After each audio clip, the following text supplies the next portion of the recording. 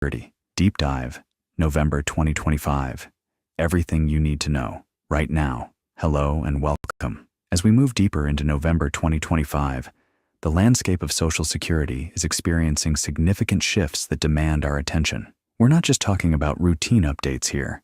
We're looking at fundamental changes that will affect millions of Americans' financial security in the months and years ahead. The convergence of several major developments, from the newly announced cost of living adjustment to the ongoing operational challenges at the Social Security Administration, combined with emerging policy proposals and long-term funding concerns, means this is a critical moment to get informed and stay prepared. In today's comprehensive update, we'll walk through everything you need to know: when your payments are arriving, how much more you'll receive starting in January, what new costs you'll face, and what the broader changes mean for your financial planning. Whether you're currently receiving benefits, planning to apply soon, or just trying to understand what's happening with this essential program, this information matters. Let me start with a question for you. What's your biggest concern about Social Security right now? Is it the monthly amount you're receiving? The difficulty getting through to customer service? Worries about the program's future? Or something else entirely? I'd genuinely like to know what's on your mind, so please share your thoughts in the comments section. Understanding your November payment schedule. Let's begin with the practical information you need this month. When exactly your money will arrive in your account. The payment schedule for Social Security operates on a carefully structured system, and understanding it can help you plan your finances more effectively. November presents some unique timing considerations that everyone should be aware of. For those receiving supplemental security income, commonly known as SSI, there's an important timing quirk this month. Your November payment actually arrived on Friday, October 31st, a day earlier than the calendar month would suggest. This happened because November 1st fell on a Saturday, and federal payment rules require that when a scheduled payment date falls on a weekend or holiday, the payment must be issued on the preceding business day. This means you won't see another SSI payment until December 1st, which falls on a Monday this year. If you're receiving regular Social Security retirement or survivor benefits, your payment date depends on a few different factors. The Social Security Administration uses a tiered system based primarily on when you first began receiving benefits and what day of the month you were born. Those who started receiving benefits before May 1997, as well as individuals receiving both Social Security and SSI simultaneously, received their November payment on Monday, November 3rd. This group follows a different schedule than more recent beneficiaries due to the legacy systems in place when they first enrolled. For everyone else, which includes the majority of current beneficiaries, payment dates are determined by your birth date. This system was implemented years ago to spread out the processing load and ensure smoother operations. Here's how it breaks down. If you were born between the 1st and 10th of any month, your payment arrives on the second Wednesday of each month. For November, that's Wednesday, November 13th.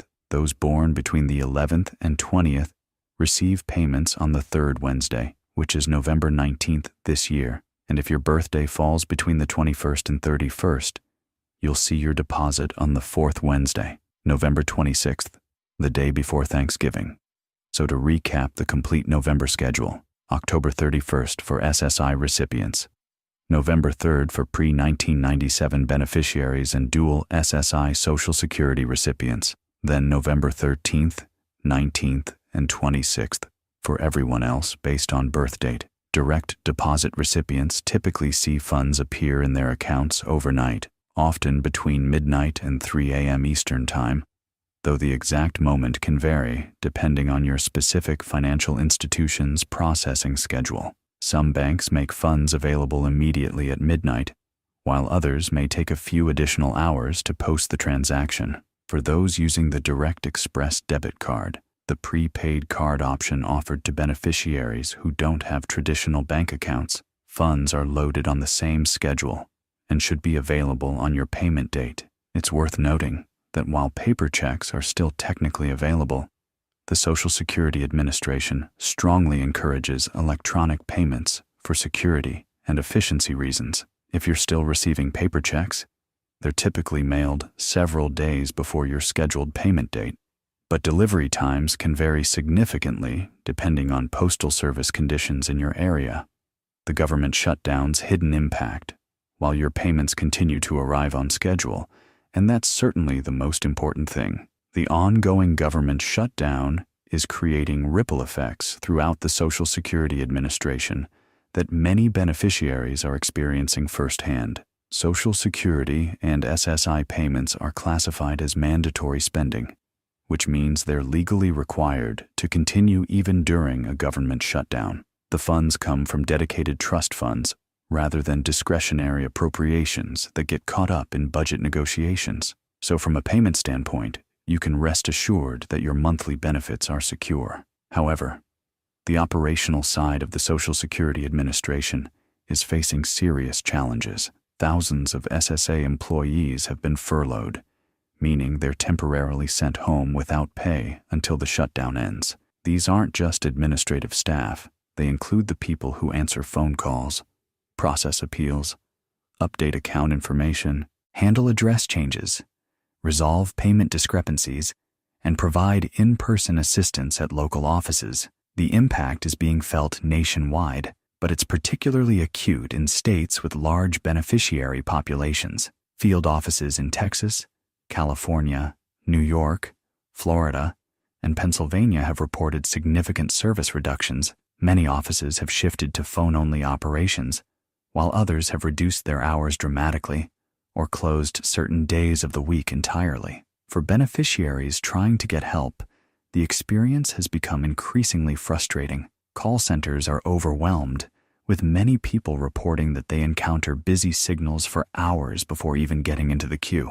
When they do get through, wait times of 45 minutes to over an hour are common. Some calls are dropped due to system overload, forcing people to start the entire process over again. Online services through the My Social Security portal continue to function, and the SSA has been encouraging people to handle routine matters digitally whenever possible. You can access your benefit information, download tax forms, update direct deposit information, and check payment history through the online system. But not everyone is comfortable with technology, and some issues simply require speaking with a human representative. The situation is particularly difficult for older beneficiaries who may not have internet access, aren't comfortable using computers, or have complex questions that can't be resolved through automated systems. As one 78-year-old retiree from Ohio told a local news outlet, "I've been trying to get my address updated for 3 weeks now. I can't get through on the phone, and the website confuses me. I'm worried about missing important mail." Behind the scenes, SSA employees who are still working are dealing with outdated technology that compounds the challenges. Much of the Social Security Administration's computer infrastructure dates back decades. Some core systems were built in the 1980s and run on programming languages that few people even know anymore. These legacy systems are difficult to update, slow to process information, and increasingly incompatible with modern security standards. The combination of reduced staffing and aging technology means that even routine tasks are taking longer. Disability appeals, benefit recalculations, and error corrections that might normally be resolved in a few weeks are now stretching into months. For people dealing with urgent situations, perhaps a miscalculated payment that left them short on rent money, or a delay in survivor benefits after losing a spouse, these delays can create genuine hardship.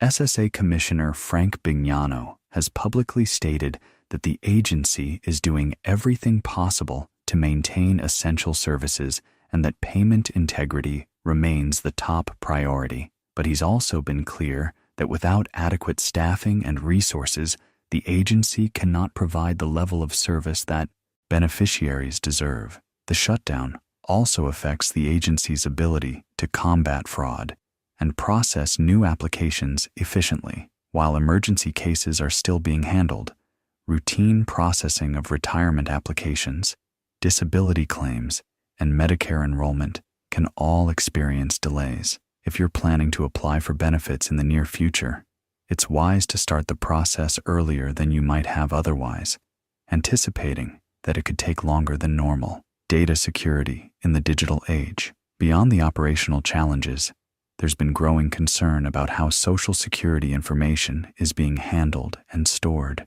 A controversy emerged this month when a former SSA data officer came forward with allegations about how beneficiary records are being managed. According to these reports, millions of Social Security records containing names, Social Security numbers, benefit amounts, addresses, and potentially other sensitive information were transferred to cloud-based servers managed through the Department of Government Efficiency. This department, created as part of broader government restructuring efforts, has been tasked with finding ways to cut costs and improve operational efficiency across federal agencies. The stated goal of moving data to modern cloud infrastructure is actually reasonable from a technical standpoint.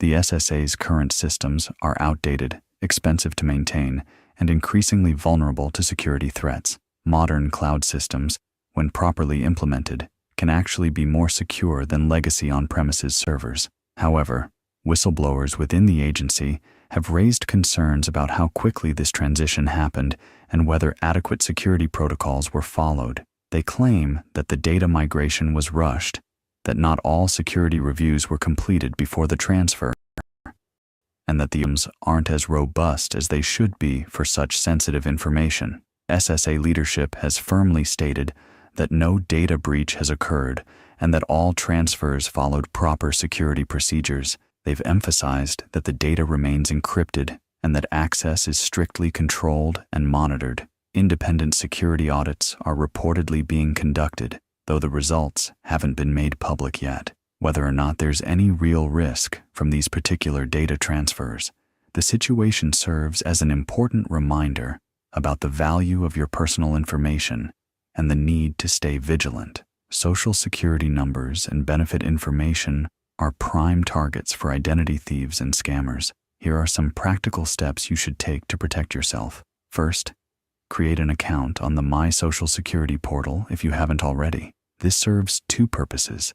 It lets you monitor your information for any unauthorized changes, and it prevents scammers from creating an account in your name. To set up your account, visit the official SSA website. Make sure you're going directly to SA.gov and not clicking on links in emails or search results that might lead to fake sites. Second, review your Social Security statement at least once a year. This shows your earnings history and estimated benefits. If you see earnings reported that aren't yours, it could indicate that someone is using your Social Security number for employment, a form of identity theft that can affect your benefits and create tax problems. Third, be extremely skeptical of any unexpected contact claiming to be from Social Security. The SSA will never call you out of the blue to threaten suspension of your benefits, demand immediate payment, or ask for your Social Security number over the phone. They don't send text messages asking you to verify information, and they won't email you with links asking you to log in to your account.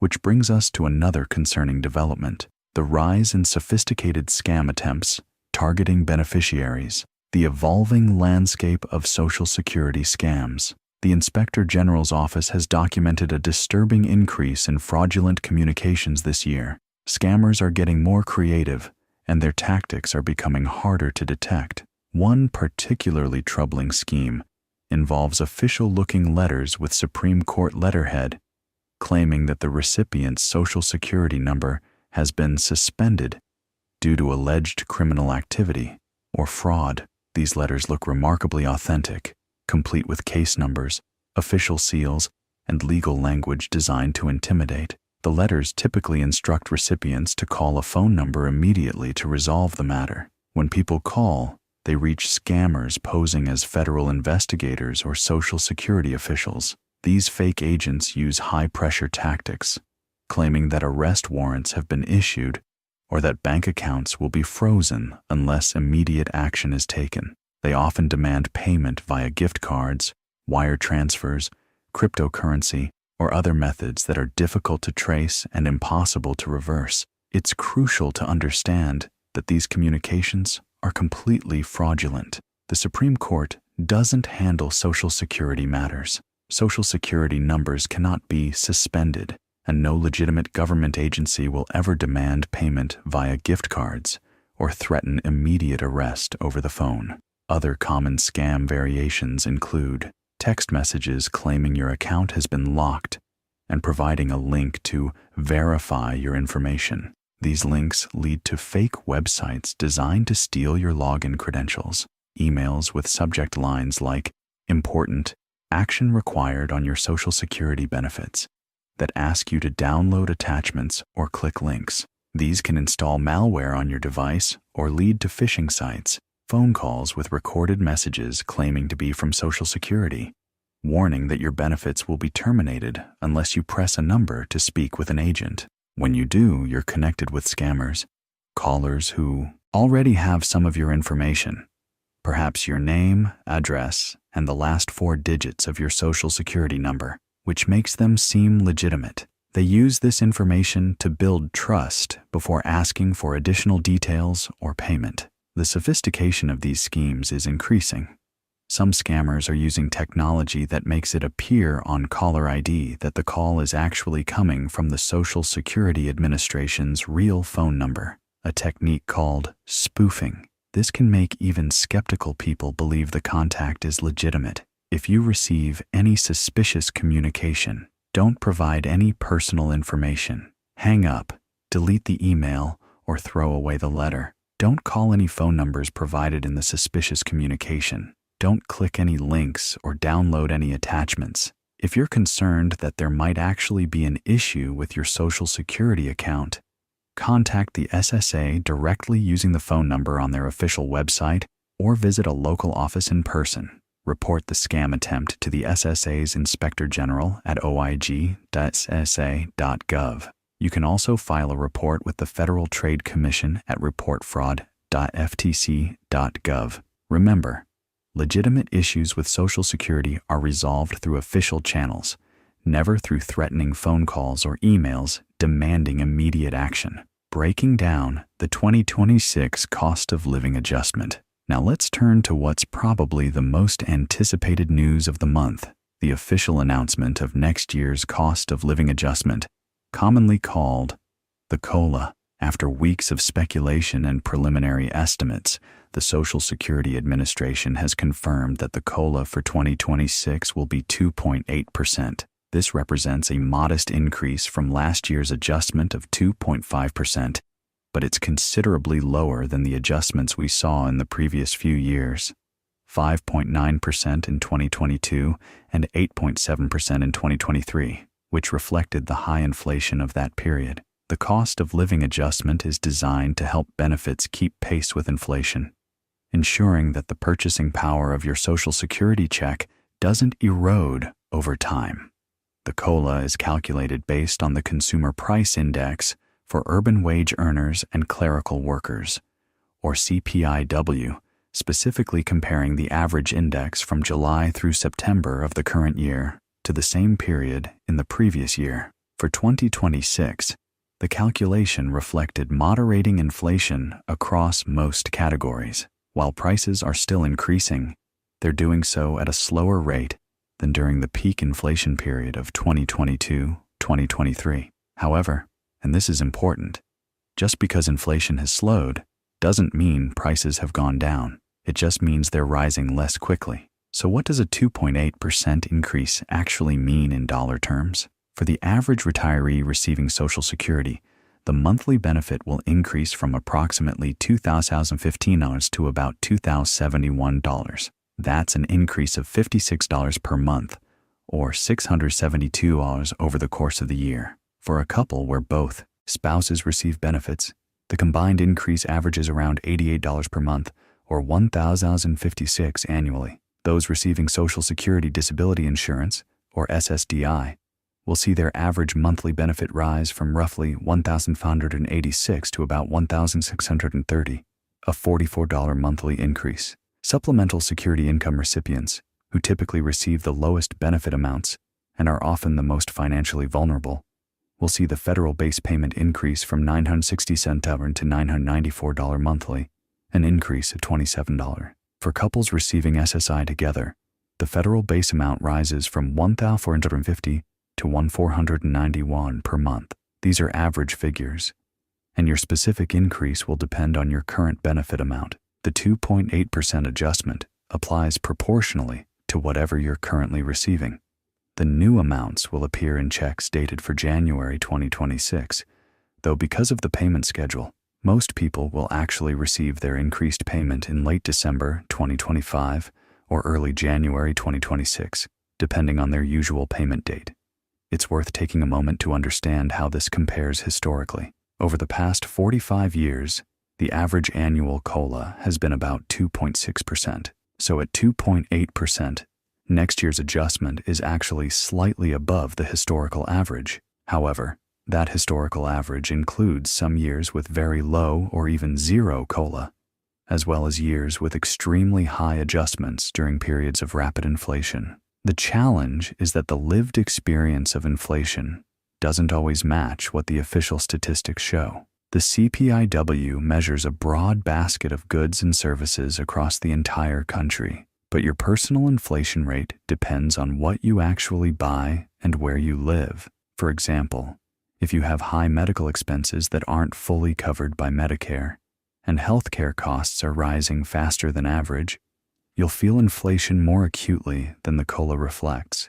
Similarly, if you live in an area where housing costs or property taxes are surging, your purchasing power may be declining even with the COLA increase. Recent surveys paint a picture of widespread dissatisfaction with how well the COLA keeps pace with real expenses. An AARP study released last month found that more than 70% of older Americans feel that even a 3% COLA isn't sufficient to cover their rising living costs. Many specifically cited increases in food prices, healthcare expenses, and utilities as outpacing their benefit growth. Consider that grocery prices, while no longer rising as rapidly as they were in 2022, are still significantly higher than they were a few years ago. The same is true for many other essential goods and services. The COLA adjusts for the rate of change in prices, but it doesn't make up for past inflation that occurred when COLAs were lower. Some advocates for seniors have argued that the CPIW isn't the right index to use for Social Security adjustments. They point out that the CPIW tracks expenses typical for working-age urban workers, which don't necessarily reflect the spending patterns of retirees. Older Americans typically spend a larger portion of their income on healthcare and housing, and less on things like transportation or entertainment. An alternative index, the CPIE, Consumer Price Index for the elderly, tracks a basket of goods that more closely matches retirees' actual expenses. Studies have shown that the CPIE typically shows slightly higher inflation than the CPIW, which would result in larger COLAs if it were adopted. However, switching to the CPIE would require congressional action and would increase program costs, making it politically challenging to implement. For now, though, the 2.8% is what we're working with for 2026. And while any increase is certainly better than none, it's important to understand that this gain will be partially offset by other changes. Specifically, increases in Medicare premiums, the Medicare premium squeeze. Here's where many beneficiaries feel the real financial pressure. Even as your Social Security benefit increases, your Medicare costs are rising too, often eating up a significant portion of that COLA. The Centers for Medicare and Medicaid Services has announced that the standard monthly premium for Medicare Part B, which covers doctor visits, outpatient care, and other medical services, will increase from $185 in 2025 to $206.50 in 2026. That's a jump of $21.50 per month, or $258 over the course of a year. Let's put that in perspective. For the average retiree receiving a $56 monthly increase from the COLA, the Medicare premium increase consumes $21.50 of that amount, leaving just $34.50 in additional net income. That's only about 62% of the gross increase actually reaching your pocket. For some beneficiaries with higher premiums due to income-related adjustments, the Medicare increase could consume even more of the COLA. This isn't a new phenomenon. Medicare premiums have been rising faster than the COLA for many years, creating a slow erosion of purchasing power for beneficiaries, but it's particularly noticeable in years when the COLA is modest, like 2026. The Medicare premium increase is driven by several factors. Healthcare costs continue to rise across the board, driven by expensive new treatments and technologies, an aging population requiring more intensive care, and ongoing inflation in medical services. Additionally, Medicare is required by law to maintain adequate reserves, and premiums are adjusted to ensure the program remains solvent. There's also a quirk in the system called the hold harmless provision that affects many beneficiaries. This rule prevents your Medicare Part B premium from increasing by more than your Social Security COLA increase, if that premium is deducted directly from your Social Security check. This provision protects the majority of beneficiaries from seeing their net Social Security payment decrease due to rising Medicare costs. However, this creates an interesting dynamic. When Medicare costs rise significantly, but the COLA is modest, the hold harmless beneficiaries don't pay the full premium increase. Instead, the additional costs are spread among beneficiaries who aren't protected by this rule, including people who are new to Medicare, those who pay their premiums directly, rather than having them deducted from Social Security, and higher income beneficiaries who pay income-related adjustments. This can result in situations where different beneficiaries pay different premium amounts for the exact same coverage, depending on their individual circumstances. Beyond Part B premiums, there are other Medicare costs to consider. The Part B deductible is rising from $240 to $257 in 2026. If you have a Medicare Advantage plan or Part D prescription drug coverage, those premiums may also increase depending on your specific plan. This is why financial advisors consistently recommend reviewing your Medicare coverage during the annual open enrollment period, which runs from October 15th through December 7th. Plan costs and benefits can change significantly from year to year, and what was the best option last year might not be the best choice for 2026. When reviewing your coverage, consider, are there less expensive plans available that still meet your needs? Has your current plan changed its formulary, the list of covered prescription drugs, and will your medications still be covered? Have the doctors and facilities you use remained in your plan's network? Would a different type of plan, perhaps switching from Original Medicare to Medicare Advantage, or vice versa, potentially save you money? Many people qualify for assistance programs that can help with Medicare costs but don't realize they're eligible. The Medicare savings programs, for example, can help pay Part B premiums, deductibles, and coinsurance for people with limited income and resources. Extra help is available to assist with Part D prescription drug costs. If you're struggling with healthcare costs, it's worth exploring whether you qualify for these programs. Your local state health insurance assistance program, SHIP, provides free counseling to help Medicare beneficiaries understand their options and find financial assistance. The bottom line is that while the 2.8% COLA is a positive development, the practical impact on your monthly budget may be less than it initially appears once Medicare and other costs are factored in. New tax benefits for seniors. One piece of genuinely good news comes from recent tax legislation that includes a new deduction specifically designed for older Americans. Starting with the 2026 tax year, the return you'll file in early 2027, adults aged 65 and older will be eligible to claim an additional standard deduction of up to $6,000. This is a significant tax break that could save eligible seniors anywhere from $600 to $2,200 or more in federal taxes, depending on their tax bracket. Here's how it works. The deduction is available in full for single filers with adjusted gross income up to $75,000, and for married couples filing jointly with income up to $150,000. For taxpayers with income above those thresholds, The deduction phases out gradually, though the exact phase-out formula hasn't been finalized yet. This deduction is in addition to the regular standard deduction that all taxpayers can claim. For the 2026 tax year, the standard deduction is projected to be around $15,000 for single filers and $30,000 for married couples filing jointly. These figures are adjusted annually for inflation. The additional $6,000 senior deduction would be added on top of that amount. For someone in the 22% tax bracket, a $6,000 deduction translates to about $1,820 in tax savings. Even for those in lower brackets, the savings can be substantial, around $720 for someone in the 12% bracket. This is particularly valuable for seniors who have modest retirement income from pensions, investment accounts, or part-time work in addition to Social Security. Many Social Security benefits aren't taxed if your total income is below certain thresholds, but this new deduction can help reduce taxes on other income sources.